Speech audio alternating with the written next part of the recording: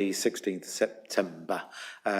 Firstly, just like to extend a warm welcome to Councillor Simon Hicks, who is joining the Cabinet, and this is his first Cabinet meeting, and also to Councillor Chris Hobbs, where he's sitting at a Cabinet meeting for the first time as Deputy Leader, and also a warm welcome to Councillor Matthew Cornish, the Leader of the Green Group, who is attending and observing Cabinet today.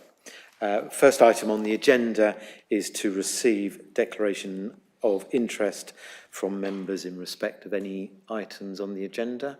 Do I have any? No, thank you.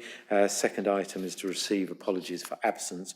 We are all here, which then leads us to the third item, which is to approve by general affirmation the minutes and exempt minutes of the two previous meetings held on the 15th of July and the 29th of July 2024. May we all say agreed? Except that, was that an agreement? Or did you want to speak? Okay. Councillor Gibson. Is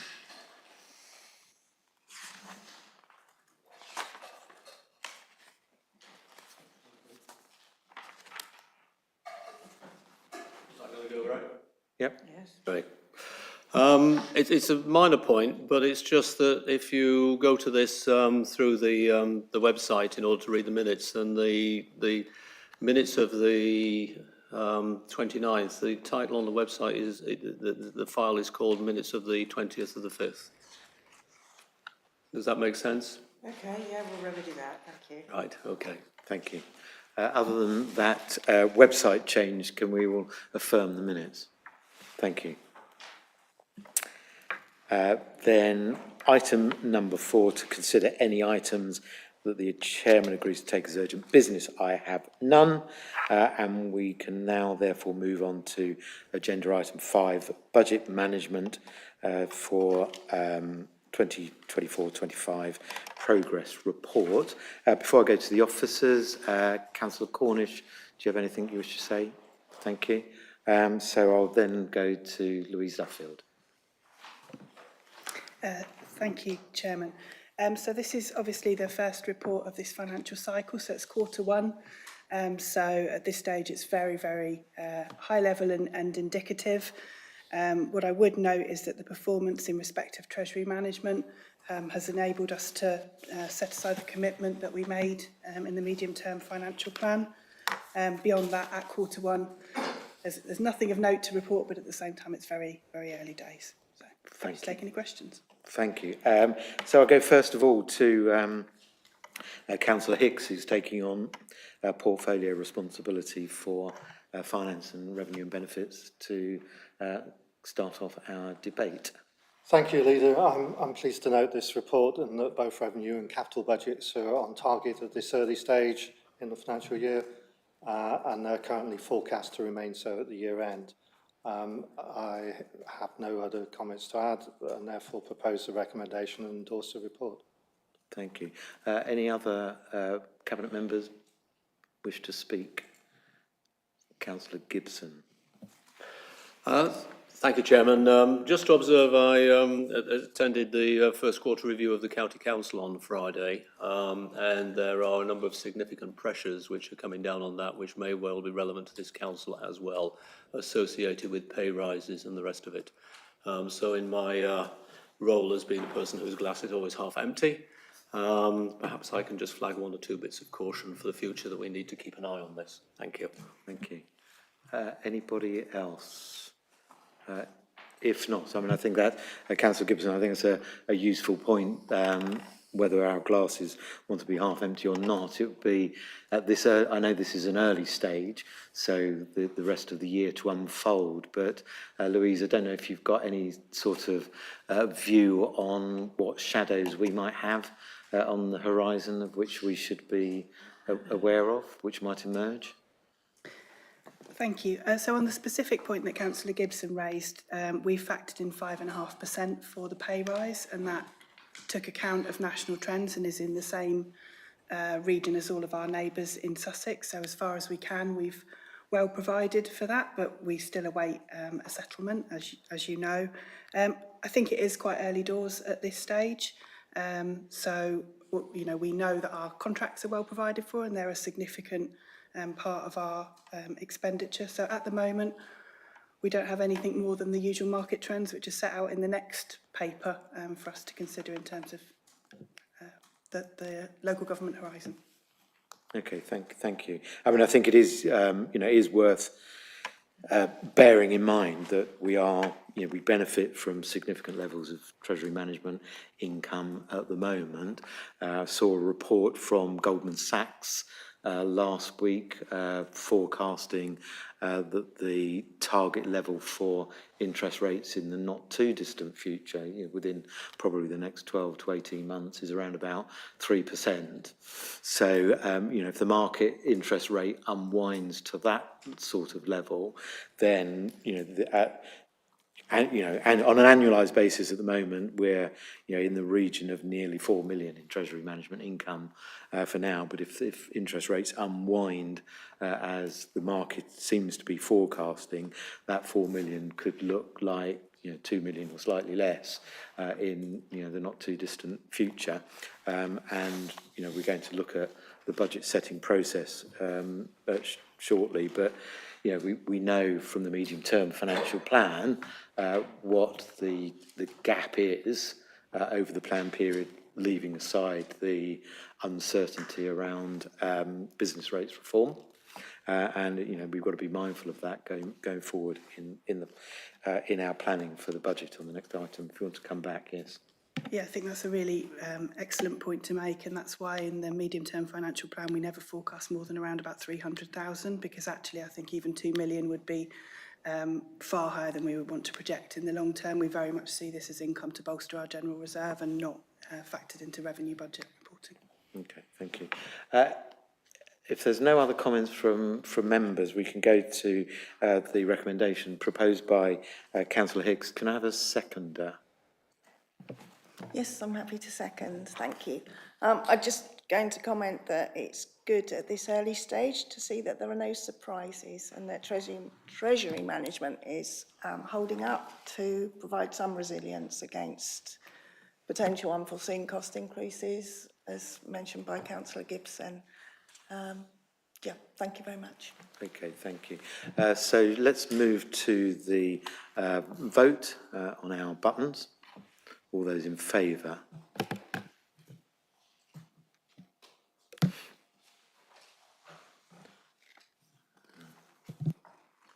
I've only got 3 votes at the moment.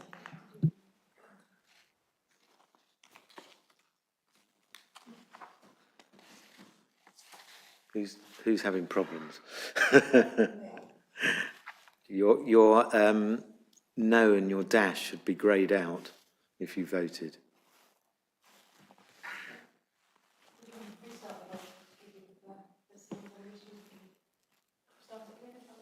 Has everyone? We're right. 5 in favour, so that's carried. Thank you. So that then takes us to agenda item 6, which is the budget setting guidelines. Councillor Cornish, do you have any comments on that? Thank you. So if I go to Louise Duffield again. Thank you. So this report follows up from the report that you received on the 29th of July and establishes the principle of a cross-party executive service and financial planning working group. The other information in the paper, we have not received any meaningful updates from central government, and so the other trends and information remain the same. But this gives you a terms of reference and a detailed timetable for setting up that group as we're imminently about to enter into that process. Thank you. So again, if I could go to Councillor Hicks as the portfolio holder.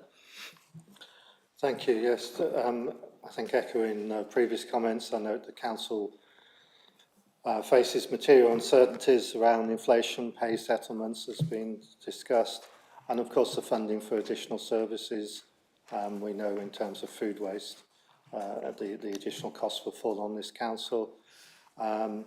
And as highlighted in the report, this leaves a projected deficit of a little over 1.5 million for the year ahead. even without the impact of business rates reform. And that's likely to grow in future years. So it's important that that's addressed. As also highlighted in the report, the Local Government Information Unit survey in February showed 60% of local authorities are very or quite likely to issue a Section 114 notice in the next 5 years. And we've also seen the Institute for Fiscal Studies report that in the last 15 years, councils' overall core funding fell by 9% in real terms, despite significant increases in demand for services. So this is a cross-sector issue that we're having to address as an individual council. And we saw a report this month by Unison highlighting that Mid-Sussex potential funding gap next year of 6.3% of its revenue budget is slightly above average for the South East. However, I take comfort from the fact that in the context of many other local authorities, this is still relatively manageable. And we have a positive and focused staff team intent on delivering a balanced budget. Of course, this is without the bigger reductions that could be required from a revision of business rates.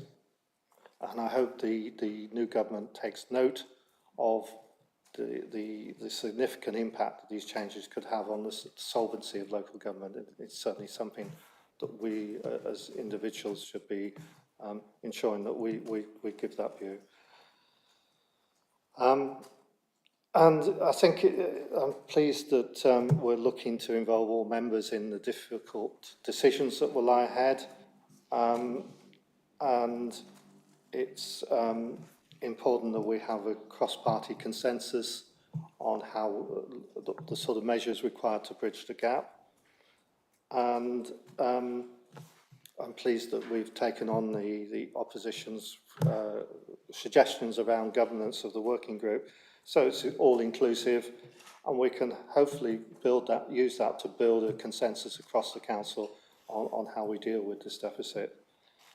Therefore, formally propose the recommendations to form a cross-party working group to agree the timetable in terms of reference as laid out in the report. Thank you. Any other Cabinet members? Councillor Gibson. Yes, thank you, Chairman. It's really just the uncertainty that we find ourselves in at the moment. Obviously, there are a number of scare stories running in the press in terms of the way in which income might be extra income might be addressed primarily through council tax increases, which are clearly going to upset many members of the population around here. And I just wonder if the officers could say a little bit about when they expect some degree of certainty to emerge in the budgeting process. Really, just so we can understand that in the context of the programme of the working group. Okay. Louise? Yes, so I think we've set out that we would expect the next update to be middle to late October, and we have been advised that the timetable will be the same as in previous years, i.e. very, very close to Christmas for that then to be finalised. So I think that much as we did last year, we'll be very much working on sound projections and making sure that we're prudent in those forecasts. We continue to work with advisors such as Pixel, and the Section 151 officers in Sussex are all getting together with somebody from central government at the beginning of October. So, you know, we'll feed that information in as we do, but we won't have final numbers until after we have to publish the draft budget, same as last year. Thank you. And any other members before I speak? No?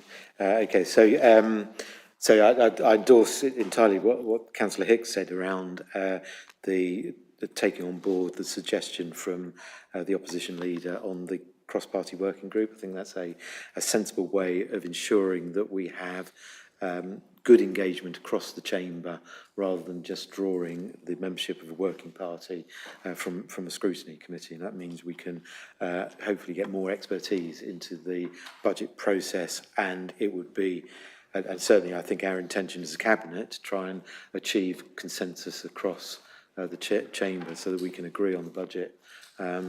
Before we get to the budget setting meeting. We know it's going to be a difficult settlement. And on Councillor Gibson's point, the uncertainties, I think there are several. One, the continuing uncertainty that we've had around business rates reform. My gut tells me that the Labour government is likely to kick that bit of work down the road again, but not take it off the table, partly because they've got a number of other challenges around local government that they're probably looking at, but that's not going to go away. It is, I think, quite instructive that when asked, the Prime Minister didn't rule out the abolition of the single person's discount, which ironically helps local government finance, but really would penalise people living alone if that was, just summarily abolished. But it'd be interesting to see what the government is going to do in that part of financing, because they might argue that fixes the problems for local authorities without them particularly having to do anything. So see where they go with that. But I think would be a real challenge for all local authorities to grapple with something like that. And I think the third uncertainty, and it's quite clear that the way that the government is pitching their black hole, which they're saying they need to fill, and we've seen one example of how they're attempting to do that, is what they do both in terms of any devolution, English devolution, come forward, and how they propose to allocate funding to that, and whether it will be full funding or not. So that's one area that we need to be mindful of. And then the second one, of course, is those new burdens, and I think particularly of 1, 2, 3, and we know already from the previous government how that wasn't being funded for us by central government, how the present government's attitude to the funding of new burdens and the impact on us, because we live in an environment, I know we focus on CPI, but if you look at service inflation in the services sector, so inflation in the services sector is still running at over 5%, so that if the government is not going to address the funding of burdens, we may find that in our budget setting process for this year that actually the gap isn't 1.5 million. It could be somewhere north of that. So I think this is going to be a difficult settlement for the chamber as a whole, and I hope that we'll approach it in a consensual and mature way, so that we can get to the right result. I don't know if you want to come back on any of those points. No, I really agree with you. Okay, thank you. I'm looking for, if there are no more comments, I'm looking for a seconder. Councillor Anne-Marie Cook, could you do that? Yes, I'm happy to second that. Thank you very much indeed. And we may now go to the vote. And that's 5 in favour, so that's carried.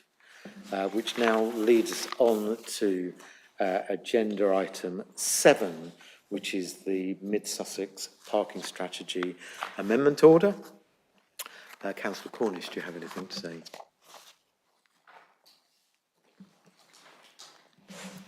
Thank you. Well, only an observation, I suppose, in terms of the progress that this is making, because I'm obviously aware in Burgess Hill and other towns, East Grinstead specifically, there is much talk about this, and I think it's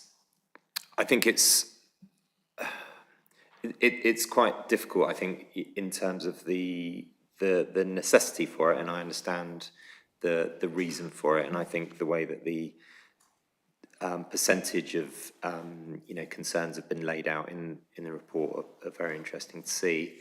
I would just like to see maybe a little bit more indication around timescales. I know there's some potentially report comes back to Cabinet in November. But then beyond that, I'm just interested to know, sorry if that's already in there, but I couldn't see kind of longer road terms for that. But yeah, that was it. Thank you. Thank you. Yeah, I think we can pick that item up in our debate, but thank you for that. If I go to Sun Hughes. Thank you.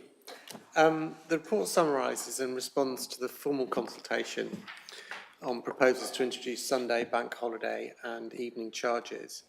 And the consultation, as you know, follows the Council's budget decisions in March 24 earlier this year. Details of the proposals, the consultation and the analysis of the consultation are set out in paragraphs 39 to 47, and you've also got in more detail the consultation Appendix A. As you'll be aware, in December 2020, the Council, following the work of a cross-party working group, adopted the Parking Strategy and Action Plan, which runs until 2030. And as you would expect, that strategy has been continuously updated, and we have a number of studies and data that then inform the delivery of the action plan and help us to review that strategy and the efficacy of it. The strategy and the plan are summarised in paragraphs 14 to 19, and includes the post-COVID review, and it's set out in detail in 24 to 28. The recommendations that are in paragraph 13, little 1 to 5, they are developed from the consultation and are reviewed in the context of the strategic objectives of the parking strategy, which sets out the Council's intent as regarding parking. In little 3A, the report recommends delaying the implementation and to formally consult on resident parking in East Grinstead.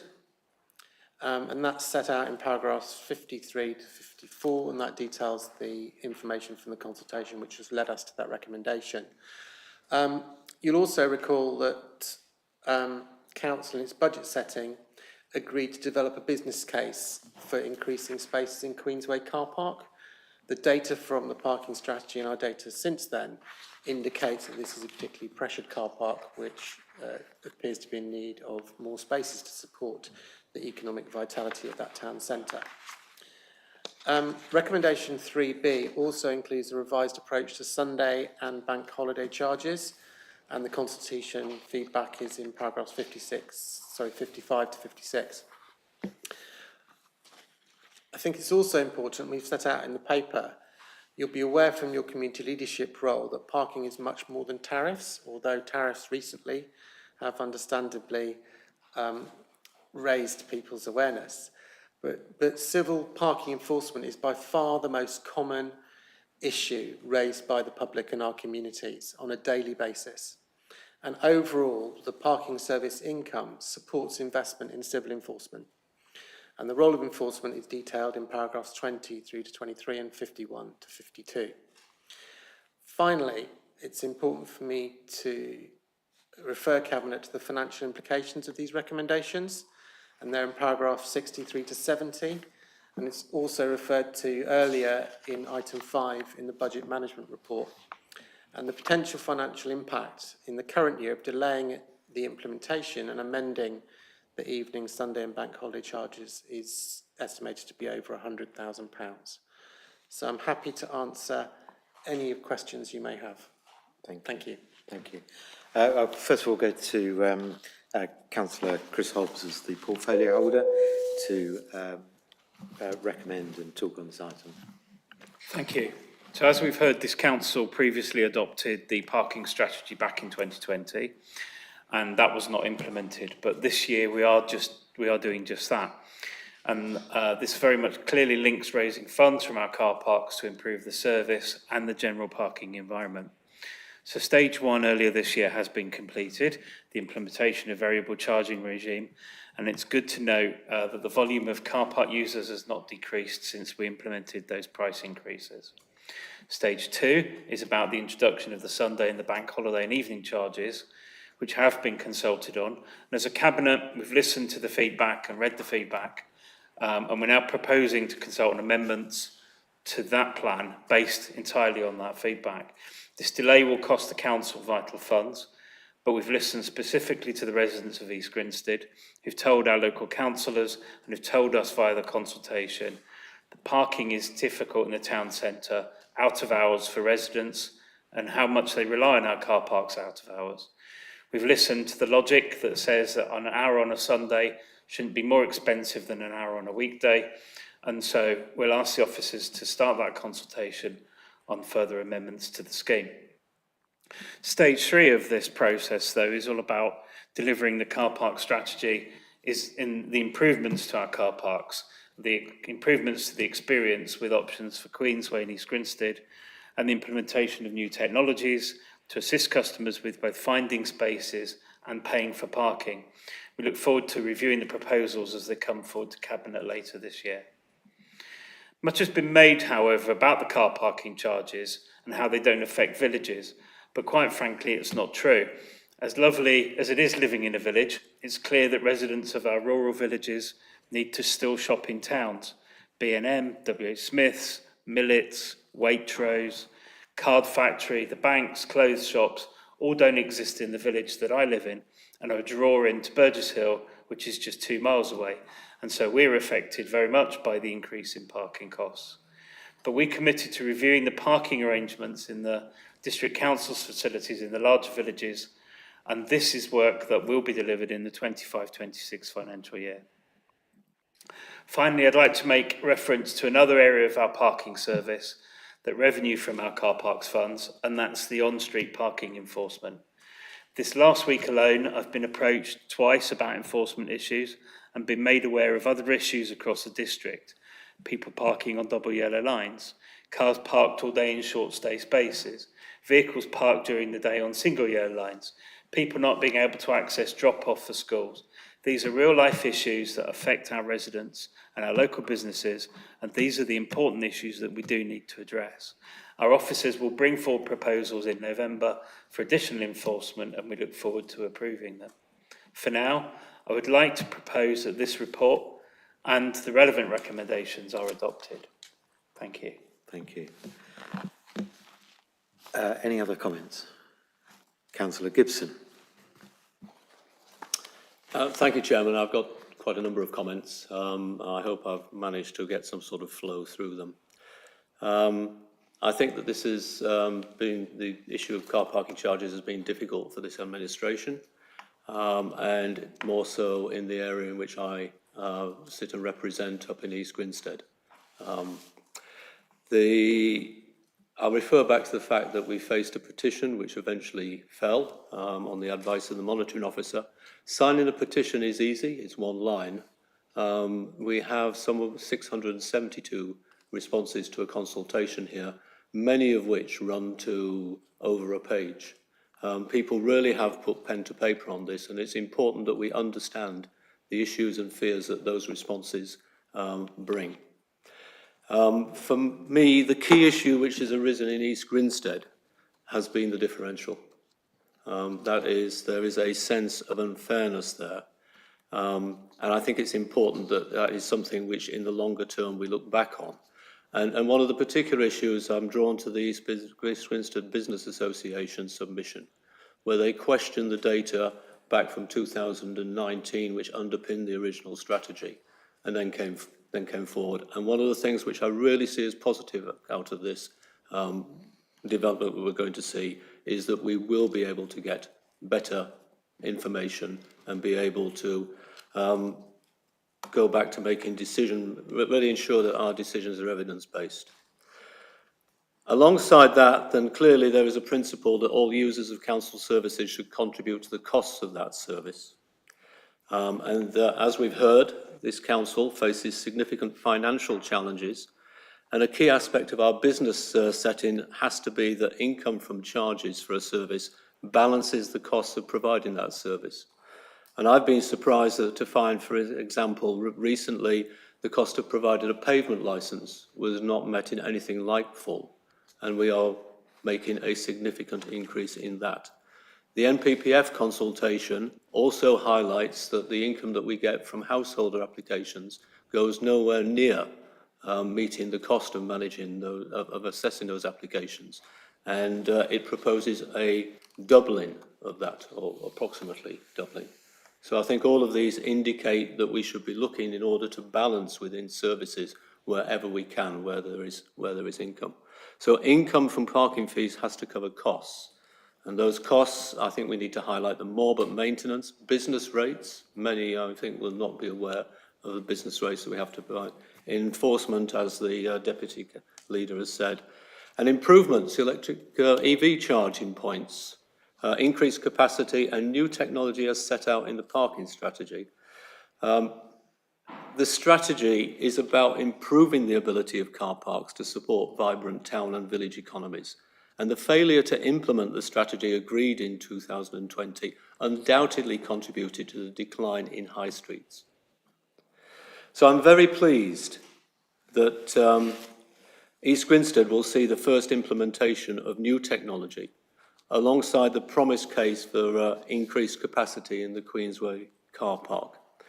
Together, these two projects address two key improvements identified by the East Grinstead Business Association and go a long way to meeting their aspirations for ensuring that shoppers have the optimum experience from car parking. It's things like duration-based payment rather than payment on entry, often from a machine in the rain, which is having great difficulty in managing to get the credit card payment through. As I said, decisions need to be evidence-based, and we've got concern over the data that underpins the recent changes as being out of date.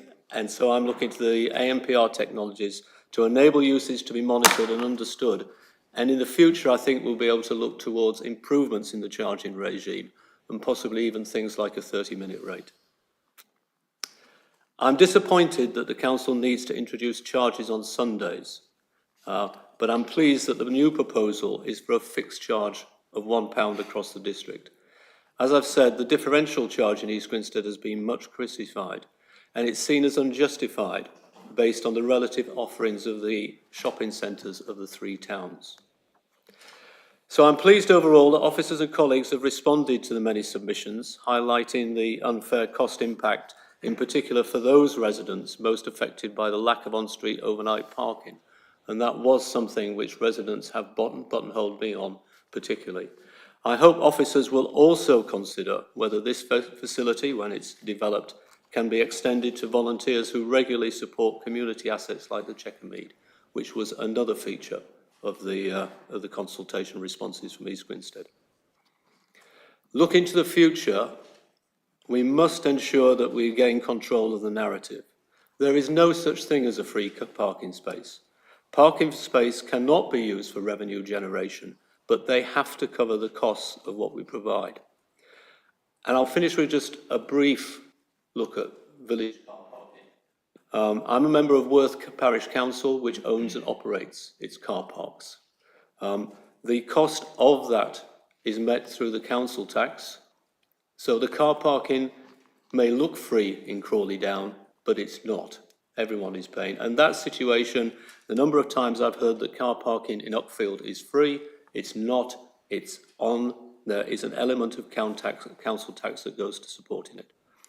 So it's only fair that where villages have these facilities, that there should be some measure of charges in order to cover the cost of it.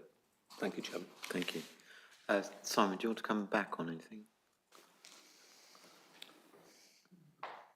Yes, if I may. As set out in the paper and in my introduction, and I wanted to particularly refer to the business case for Queensway East Grinstead. That is, what we're doing there is preparing a business case, but that will need to go through the normal governance process and will also be subject to, should there be a supporting business case, would be subject to a council decision on the capital required. The same would apply as I've set out in the report for the technology. That does require a council decision because it would be new capital investment. Thank you. Thank you. If I could just make a few comments. So one of the interesting things around charging on Sundays is that we've held our car park estate on Mid Sussex District Council since local government reorganisation in the 1970s. And the tariff regime in terms of charging on a Sunday hasn't changed since then, but there was a significant piece of legislation in 1994, which was the Sunday trading laws. And we know, because it's the evidence of our own eyes, that, you know, a proportion of our population choose to do their weekly shopping on a Sunday. I was at a conference over the weekend where we passed a motion to further liberalise Sunday trading. So a significant legislative event has gone completely unremarked in terms of how we, as a district council, spread the cost of paying for our car parks. And of course, the challenge you would have is that if you didn't look at those other areas, you would only have one area of charging that you would apply, and that would be daytime Monday to Saturday. And that would throw up over time a disproportionate disparity between the tariffs you charge in those periods against the free parking that you would charge on a Sunday or after six o'clock in the evening, because you know the town centres economies are changing as people use town centres for different purposes. So strategically, spreading where you charge for using our service to park in a car park, and it is optional. You're not required to park in a car park if you don't want to, but strategically spreading that burden more fairly is a wise thing to do. Councillor Gibson, you're right that car parks are not free. Somebody pays. You either pay significantly more in your council tax if you live in Wilden, because they've chosen to recover the cost through council tax, and that hits people who don't use car parks at all and gives a free ride to those who live outside of Wilden but choose to go into Wilden to use a shop there. So you have to question whether that is a fair way of doing it. And if you go to a retail park, the parking may be free for the user, but the cost is recovered from the from the retailer who operates on the retail park, and it would be really difficult, economically dangerous, I would suggest, for us to look at, pushing the burden of the parking cost onto our town centre businesses. So the reality is that if you're going to invest in car parks, and if you're going to invest in enforcement, more enforcement, then the only vehicle that we have is the charging regime. I'm not going to reopen the debate about differential tariffs. The Parking Matters report, whether we liked the evidence or not, the Parking Matters report quite clearly identified that the characteristics of East Grinstead, Haywards Heath and Burgess Hill were not the same. Just as an example, obviously they have the controlled parking zones in East Grinstead. You go to Haywards Heath, they've got over 500 on-street short-term parking spaces. We have Burgess Hill has a mix of on-street short-term parking spaces and then quite a reasonable proportion of unrestricted parking that's available. So just in terms of the estate as a whole, the three towns are different, and the demand in the three towns and supply in the three towns are different as well. And that's driven the tariff regime. And we cannot predict how those differential tariffs may change over time, because it's going to be very dynamic, and the strategy, particularly the investment in technology and our ability to audit usage more effectively, will mean that we can be more adept at adjusting tariffs as we see patterns of demand changing. So it's not a given that the circumstances that we have now will prevail for all time. if you go to places like Horsham and Crawley, for example, they have differential tariffs within the towns themselves. You go likewise in Chichester, because they're trying to use those differential tariffs to manage demand within a town. And it may well be that we, even though our provincial towns are smaller, it may well be that that's somewhere where we go as well if a car park near to the shopping centre has really high demand, but one that's slightly out of the town centre has a lower demand. You might adjust your tariffs accordingly, because that's what other places do.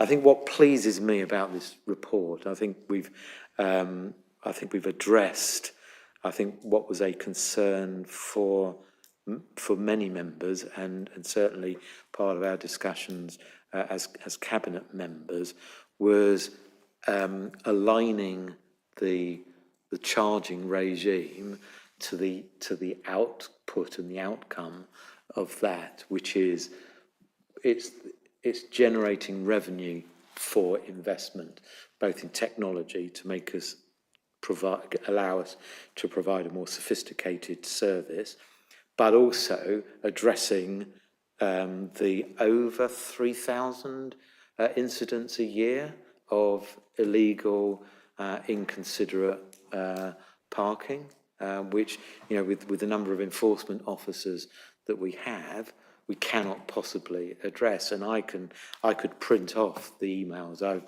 received from residents who, complain about parking on double yellow lines, parking on pavements, parking across, corners of roads and at school entrances. And our ability to deal with that means that, our ability to provide a embracing and wide-ranging parking service, because it's not just about car parks, parking service across the district is something that we're able to do, and we can't do at the moment. And yes, change is uncomfortable for some people, but the change that we're bringing about is going to be beneficial over time. So I'm happy to second the recommendations. I don't know if anybody else wants to make some comments. In which case we can go to a vote.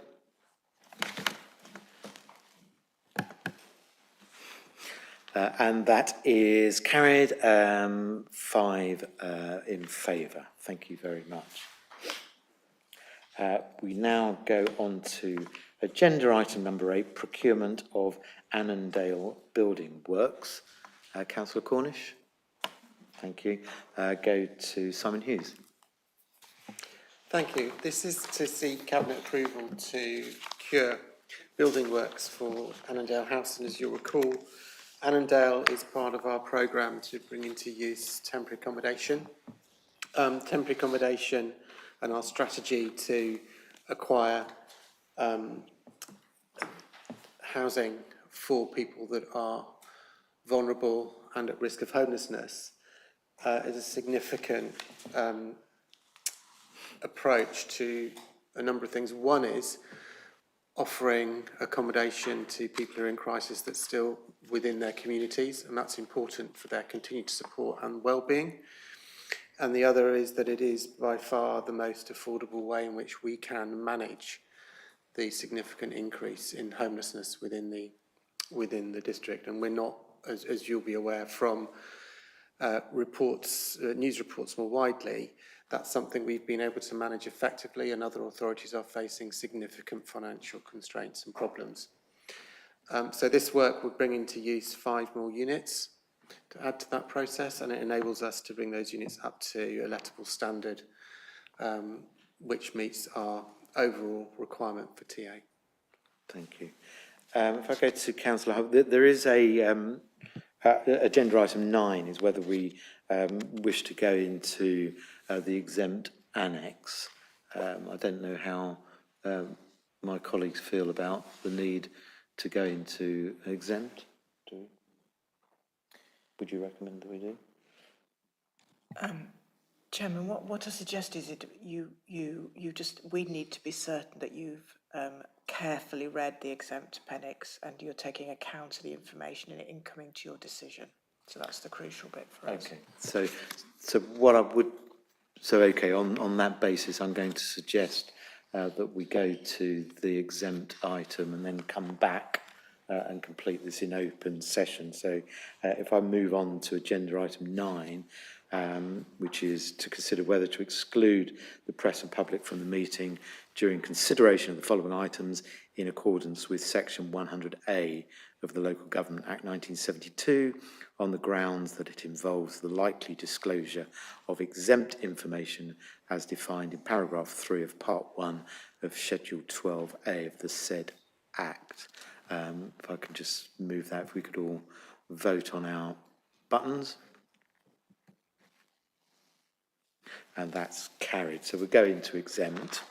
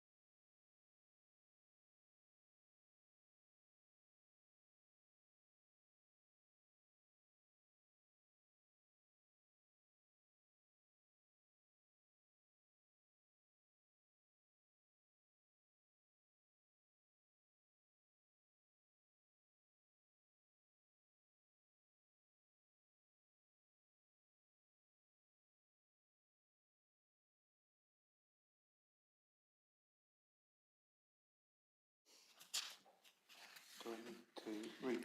No. Okay. I'll report it.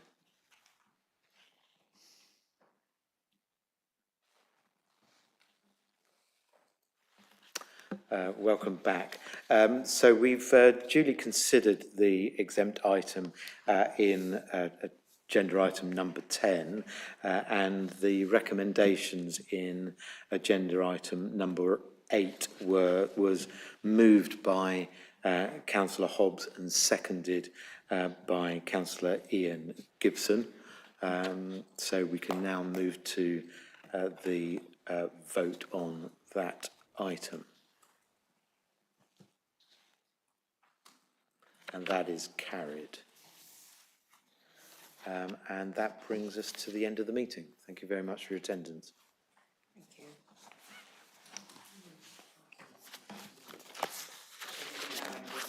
Thank you.